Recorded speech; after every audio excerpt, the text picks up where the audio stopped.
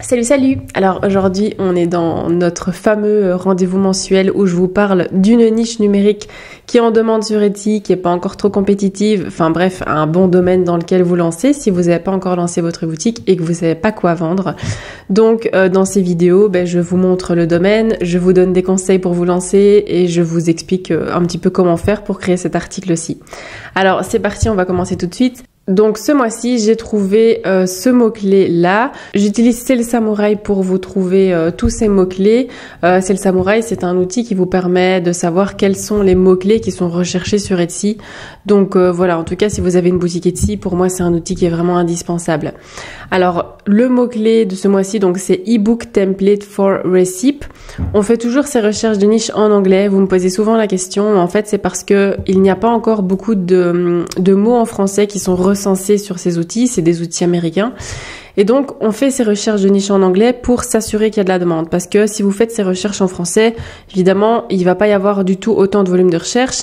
Donc voilà, c'est toujours comme ça qu'on sait s'assurer qu'il y a un marché ou pas. Aussi, il faut bien se dire que sur Etsy, on a peut-être 10% de personnes qui parlent pas anglais et on se partage ces 10% en tant que francophone avec toutes les autres langues. Donc, il y a quand même très peu de recherches qui sont faites en français et si vous voulez ne pas gaspiller toutes les parts de marché, concentrez-vous aussi à faire vos recherches en anglais. Par contre, après, pour les mots-clés en eux-mêmes, vous irez les mettre en français dans la partie de base et vous les traduirez en anglais dans la partie anglaise. Mais ne mélangez jamais les deux, c'est super important. Donc, ce mot-clé là, ça veut dire un modèle, donc un template de e-book pour faire des recettes. Donc un livre électronique pour faire des recettes. Et vous allez voir, c'est pas du tout compliqué à faire. On va faire ça sur Canva, je vous montrerai à la fin de cette vidéo. Donc pour ce mot-clé là, donc pour cet article là en particulier, on a 16 400 recherches sur Etsy tous les mois. On a un taux de conversion qui est quand même assez bas, qui est à 4%. Franchement, on a déjà eu mieux, mais personnellement, je me base pas uniquement là-dessus pour savoir si je fais des articles ou pas. Donc, c'est une donnée en plus, mais c'est toujours à tester. On a une compétition qui a 1602, donc ça, c'est bas. Franchement, c'est très bien. Et moi, ce que je fais, vous le savez, je vais toujours voir les mots-clés alternatifs aussi qu'on peut trouver pour décrire nos articles. Donc, vous voyez ici, je vais déjà trier, j'ai oublié de trier sur le nombre de volumes de recherche, voilà. Donc, on a directement e-book Canva template, donc un modèle de e-book fait sur Canva parce que les gens aiment bien aller modifier eux-mêmes leur e-book directement sur Canva et pas avoir quelque chose de tout fait, évidemment. Si c'est quelque chose qu'ils doivent adapter, il faut que ce soit sur un outil qui permette de le faire. Tandis que si vous envoyez un PDF, ils pourront pas le modifier. Donc, voilà, ça ne répondra pas à leurs besoins. Donc, on a déjà d'office ces mots-clés-là avec Canva. Ensuite, qu'est-ce qu'on a d'autre? On a e-book template cover, donc la couverture de modèles pour e-book. Donc ça, c'est aussi des choses que vous pouvez vendre. Des modèles de recettes à éditer, donc à modifier. C'est aussi un mot-clé que vous pouvez utiliser. On a ici modèle de recettes en A5. Donc ça, c'est un format qui est apparemment beaucoup recherché. Et après, vous pouvez continuer encore les pages suivantes pour voir ce qu'il y a. On recherche aussi des modèles sur InDesign. Donc ça, c'est un logiciel. Je ne sais pas en servir, mais en tout cas, c'est recherché là-dessus aussi. Ici, on a des modèles de cartes de recettes en 4x6. Donc à mon avis, ça, c'est plutôt des petites fiches, vous voyez. Ici, on a des e-books aussi qui sont recherchés dans le coaching. Mais bon, ça s'éloigne de notre thème. Dropshipping, je vois ici, coaching. Je regarde si on voit encore des choses avec des recettes. Il y a aussi ici santé que vous pouvez utiliser, e-book template santé. On a ici Canva recipe template. Ici, on a aussi modèle de recettes de boissons. Ça correspond un peu à notre thème. Donc voilà, je vous invite en tout cas à regarder. Et j'avais trouvé aussi un autre mot-clé avant de faire cette vidéo qui était celui-ci. Et apparemment, une deuxième manière d'appeler des e-book templates pour les recettes, ça s'appelle des cookbooks, c'est un mot qu'on n'utilise pas en France, des cookbooks, des livres de cuisine, à mon avis ça veut dire, donc un modèle de livre de cuisine. Donc là il y a 55 000 en recherche, par contre on a nettement plus d'engagement, 21%, parce qu'à mon avis on sait exactement ce qu'on recherche aussi, et on a un peu plus de 5 000 en compétition. On est un peu plus compétitif, mais franchement c'est pas non plus énormément plus. Et donc ici, on a d'autres mots-clés. On a cookbook vide, donc livre de recettes vide, livre de recettes sur Canva, livre de recettes blanc, donc vierge. Ça, je sais pas ce que c'est. Livre de recettes communauté, livre de recettes pour pâtisserie, pour l'église, pour faire des pains. Donc tout ça, c'est des thèmes que vous pouvez viser aussi en particulier. Alors ça, c'est pour une niche en particulier, mais j'ai fait un nouveau guide qui pourrait franchement vous aider. Donc c'est un guide qui s'appelle le guide niche secrète. Et en fait, dans ce guide, je reprends 3 niches en particulier, donc en tout cas 3 domaines sur lesquels j'ai travaillé et où j'ai validé entièrement les niches pour vous. Parce qu'en fait, dans ces vidéos et dans le guide de 180 niches que je vous ai fait aussi, c'est un recensement de niches. Donc, je vous recense les niches, mais après, c'est à vous de regarder s'il y a des opportunités ou pas et si c'est intéressant, de regarder un petit peu la demande, la compétition, etc. Ici, le guide que je vous ai préparé, Niche Secrète, c'est un guide qui vous garantit que ce sont des domaines dans lesquels vous pouvez vous lancer et qui sont vraiment profitables, dans lesquels vraiment il n'y a pas encore beaucoup de compétition. Là-dedans, je vous ai aussi repris toute une liste de mots-clés alternatifs que vous pouvez utiliser pour décrire vos articles. Il y a aussi une liste de 12 mini-niches à chaque fois liées au domaine en particulier dans lesquels je vous recommande de vous lancer dès le départ. C'est des domaines qui sont très peu compétitifs. On parle de moins de 1000 généralement en compétition. Donc vraiment, c'est des domaines émergents. C'est des petites niches qui commencent sur Etsy seulement et où vous pourriez être le premier à vous mettre. Il y a 3 niches à chaque fois dans chaque domaine. 3 niches entièrement validées par mes soins. J'ai fait des recherches là-dessus, donc je peux vous dire que tout est validé. Et si ça vous intéresse, du coup, je vais vous mettre le lien ici et dans la description. Alors, on continue. Donc ensuite, une fois que j'ai vérifié sur Sell Samurai qu'il y avait assez de demandes et que j'avais quand même des petits mots-clés alternatifs à utiliser, que je sais dans quel domaine je vais commencer. Par exemple, ici, je commencerai par sûrement celui-là, des livres de recettes pour faire du pain ou pour faire de la pâtisserie. C'est des domaines qui sont encore très peu compétitifs ou vierges ou des choses comme ça. Je vais ensuite aller sur Etsy, vérifier quels sont le type d'articles qui sont faits en fonction de ce mot-clé pour savoir un petit peu dans quoi on s'engage, quel est le marché en fait. Allez vraiment le voir de visu. Donc pour ça, je prends le mot-clé, je le colle sur Etsy et je vais regarder ce qu'on trouve déjà à l'heure actuelle. Alors, on retrouve, donc ça se présente comme ceci. À mon avis, la plupart du temps, ça va se présenter sur Canva, hein, c'est inévitable, il faut bien quelque chose pour l'éditer. Ah, par contre, je vois aussi ici, j'ai vu sur MS Word. Donc apparemment, il y a aussi moyen de faire ça sur Microsoft Word, évidemment. C'est vrai que c'est une possibilité aussi. Mais j'ai l'impression que la plupart du temps, ça va être sur Canva. Vous voyez là, Canva ici, Canva là.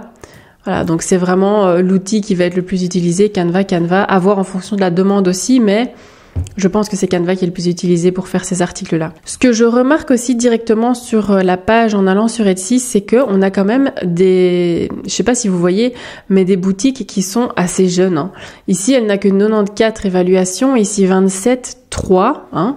Donc une boutique qui se classe en première page, qui ne fait pas de pub, parce qu'ici il n'y a pas marqué qu'elle fait des pubs, hein, elle est classée organiquement, et qui a 3 évaluations et qui arrive à se mettre en première page, c'est la preuve que c'est un domaine qui est encore où il y a encore moyen de se classer sur la première page assez vite, hein, puisqu'elles y sont arrivées. Donc ici on a même une boutique qui a 12, donc voilà, il y en a quand même beaucoup qui ont peu d'évaluations. On voit que c'est un domaine qui est seulement en train d'arriver et qui n'est pas encore on n'est pas encore dans un truc où il y a que des compétiteurs sur la première page qui ont des centaines, voire des milliers d'évaluations. Donc ça, c'est toujours bon signe aussi quand on regarde ce qui se fait. Et donc voici comment ça se présente, hein. Il y a plusieurs pages. Après, il faut voir combien les compétiteurs font de pages. Essayez de faire autant de pages qu'eux, hein. Essayez d'être compétitif dans votre offre. Ici, je vois que c'est 40. Donc ça m'a l'air d'être un chiffre qui revient assez souvent. Là, on a 125. Là, on a de nouveau 40. Donc voilà, en tout cas 40, ça m'a l'air d'être déjà bien. Si vous pouvez proposer un petit peu plus, ben, au moins vous êtes un petit peu plus compétitif aussi. Alors ensuite, la troisième chose que je fais quand j'analyse une niche, c'est que je vais sur l'outil Everbee. Alors Everbee, c'est un outil qui permet d'analyser la compétition, en tout cas d'aller espionner vos concurrents, de voir quel est l'article qui se vend le plus par mois sur la plateforme pour essayer de se diriger un petit peu vers ce genre d'article. Alors je dis toujours ça, pas dans le but de les copier, parce que si vous les copiez, vous n'allez pas savoir vous imposer, vous allez être trop loin dans les résultats de recherche au début. Mais le but, c'est de proposer des choses qui sont différentes, mais d'essayer quand même de comprendre quelles sont les choses qui fonctionnent. Par exemple, on va essayer d'analyser le style. Est-ce que c'est un style minimaliste? Est-ce que c'est un style très coloré? Donc d'essayer de voir quels sont les styles qui fonctionnent le plus et qui se vendent le plus. Ensuite, peut-être regarder le style d'écriture qui est utilisé. Mais encore une fois, je vous invite à vraiment faire votre propre version pour proposer quelque chose d'unique et d'essayer de séduire les acheteurs à votre manière. Alors pour utiliser l'outil Everbee, j'ai utilisé l'extension Chrome. Ça ne s'utilise que sur Google Chrome. Et une fois que c'est activé, vous avez cette petite barre qui se met sur le côté quand vous êtes sur Etsy et vous faites Product Analytics une fois que vous avez lancé la recherche, en tout cas sur Etsy. Donc ici, je suis sur la page. Ici, on a la liste des articles. Ce n'est pas moi qui ai flouté, c'est Everbee qui fait comme ça à présent. Et je vais me mettre ici par le nombre de ventes mensuelles. Donc ici, je vais cliquer sur la flèche pour avoir l'article qui se vend le plus en ce moment par mois tout au-dessus. Et donc, je vois que c'est un article à $6 USD. Donc, ça va, c'est encore correct. C'est pas exceptionnel, mais ça reste correct. On a 150 ventes par mois pour cet article. Il rapporte $858 USD à son propriétaire. Donc, c'est uniquement cet article, hein, c'est pas pour toute la boutique. Et il y a un total de vente de 1710 €. Il a été mis en ligne il y a 11 mois. Et je vois plus bas ici qu'il y a des articles qui ont été mis en ligne il y a 1 mois et qui se vendent déjà tous les jours. 35 ventes, 30 ventes, et c'est des articles qui se vendent quand même à 10 et à 19 $. En tous les cas, on va déjà aller voir ça. Donc, je clique sur la fiche produit. Je vais voir le produit en lui-même. Et je vois que ici, donc, ils mettent bien en avant le caractère digital de l'article, ça on est d'accord. Mais c'est un article qui est très coloré, hein, vous voyez, un petit peu différent de ceux qu'on a vus tout à l'heure. Et c'est celui-là pourtant qui se vend le plus. Donc voilà comment c'est présenté. C'est un petit peu old school, hein, avec des petites icônes ici au-dessus de toutes les couleurs, avec des couleurs pastel mais qui rappellent l'arc-en-ciel. Et avec ces petites lignes là, ça fait un petit peu old school, je trouve. Donc voilà. Regardez, n'hésitez pas à voir ce que vos concurrents utilisent comme image et comme information dans leur article, voir tout ce qu'ils décrivent pour que vous puissiez décrire aussi les mêmes éléments, que vous ayez au moins autant d'éléments qu'eux à décrire, que ce soit aussi complet. Ne les décrivez pas de la même façon évidemment, ne prenez pas leurs images, mais faites-le à votre manière. Je vous invite à faire ça avec au moins les 5 premiers concurrents que vous avez dans la liste, hein, les 4-5, regardez les 4 premiers articles, qu'est-ce qu'ils ont en commun, qu'est-ce qui fait qu'ils se vendent. Alors une fois qu'on a fait ça, on va se rendre sur Canva, on va aller voir quels articles sont déjà sur Canva, qui sont une base de laquelle on va pouvoir partir, parce que Canva en fait il fait aussi des templates. Donc vous pouvez partir d'un modèle vierge, mais vous pouvez aussi partir d'un template. Donc on va taper ici cookbook, je sais pas s'il va y avoir quelque chose, je n'ai pas testé à l'avance. Ok, on a des trucs, j'ai l'impression. Alors ici, on a Cookbook Recipe, mais ça, c'est plutôt pour Instagram. On va essayer vraiment de trouver un guide où il y a plusieurs pages. Ici, je vois 50 recettes. Ici, on a 18 pages. Ok, ça, c'est vraiment un livre de recettes. Je vais faire personnaliser ce modèle. Et donc ça, c'est la première page. Ça, c'est la table des matières. Ensuite, on a une petite image. Ensuite, on a ce qui explique l'histoire de la personne qui fait les recettes, je suppose.